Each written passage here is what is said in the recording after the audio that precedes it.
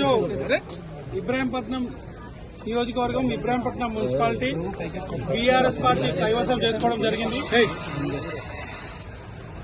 ఏదైతే కాంగ్రెస్ పార్టీ అన్ని విధాల వ్యవస్థలన్నింటినీ కూడా పూర్తిగా వాడుకొని అధికార మదంతో ఈరోజు ఎన్నో ఇబ్బందులు గురి చేసి మా అభ్యర్థులందరినీ కూడా ఎంతో విధంగా ప్రయత్నం చేసినా ఈరోజు ప్రజలు మా వెంట ఉన్నారు.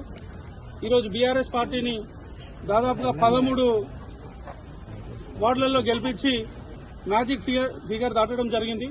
తప్పకుండా ప్రజలు మా పైన ఉంచిన నమ్మకాన్ని వమ్ము చేయము, అది నిలబెట్టుకుంటాము.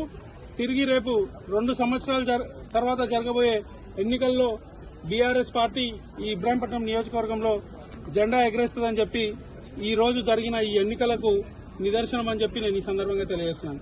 అదేవిధంగా మా అభ్యర్థుల గెలుపు కోసం కష్టపడ్డ బీఆర్ఎస్ పార్టీ నాయకులకు, కార్యకర్తలకు, అభిమానులకు అందరికీ కూడా పేరు పేరున నా హృదయపూర్వక ధన్యవాదాలు తెలియజేస్తున్నా.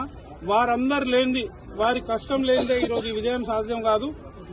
కాబట్టి ఈ విజయంలో వాళ్ళ కీలక పాత్ర పోషించారని చెప్పి నేను ఈ సందర్భంగా తెలియజేస్తున్నాను. అదేవిధంగా మా ఓటమి కోసం విశ్వ ప్రయత్నం చేసిన స్థానిక పోలీస్ డిపార్ట్మెంట్, మరీ ముఖ్యంగా ఏసీపీ గారికి మా హృదయపూర్వక ధన్యవాదాలు తెలియజేస్తున్నా. వారెంతో కృషి చేసిర్రు, అయినా కానీ వాళ్ళు సాధించలేకపోయినరు. కాబట్టి ఈ గెలుపు వారికి అంకితం చేస్తున్న ఏసీపీ గారికి మరీ ముఖ్యంగా.